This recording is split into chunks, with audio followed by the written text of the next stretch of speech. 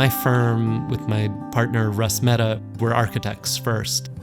And so we think holistically about a home like this, not just about how the light moves through it, but how do you build responsibly? And how do you prepare a home like this to last another century? I'm Tal Shourie, one of the founding partners of GRT Architects, and this is our Harlem Rectory project. The Harlem Rectory is in central Harlem and a neighborhood with a storied history of arts and culture dating back to the early 1900s. The client came to us with a real desire to respect the integrity of the building in terms of its place within the neighborhood, but without treating it in any precious manner. She also was really invested in thinking about how natural light moves through the space.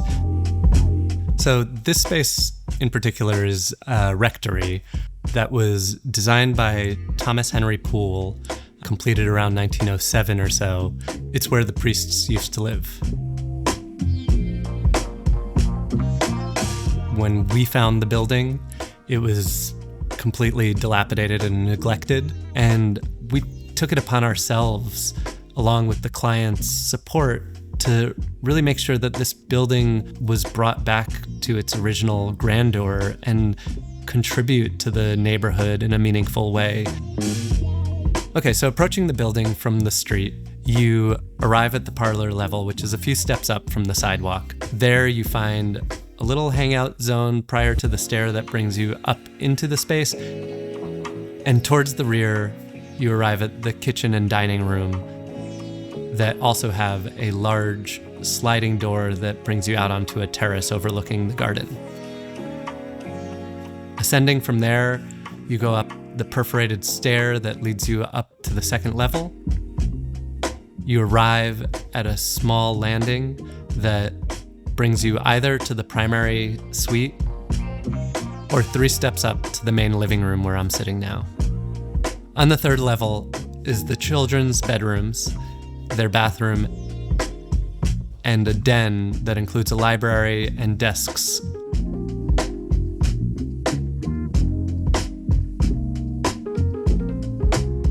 Moving up to the 4th floor, you arrive at a small kitchenette.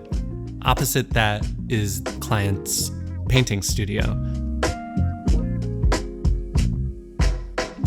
With materials, textures, and colors, we tried to be innovative, but still maintain a sense of cohesion throughout the space. There's white oak end grain floors, white oak around the windows, white oak for millwork, and we coupled that with the perforated metal stair that's painted white.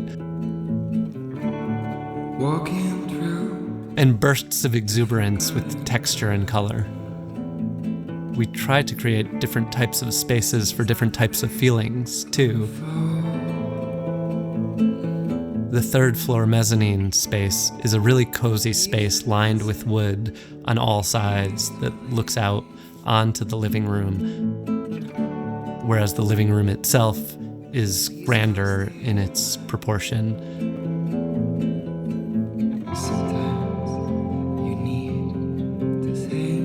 The stair wouldn't have been possible without the help of Mark Ellison, who is one of the builders in the project, who really went above and beyond in terms of figuring out how to take what's truly an industrial material, perforated steel, and bend it in a way that made it something completely different and elegant and light and beautiful.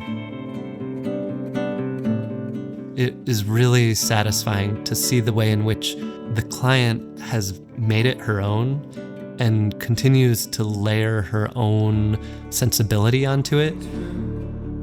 And that doesn't detract from the architecture itself, it adds to it. And I think, that human aspect of architecture is something that we strive for. I think our projects are only a success if the people who live there feel comfortable there and feel like they can grow and develop and evolve within the space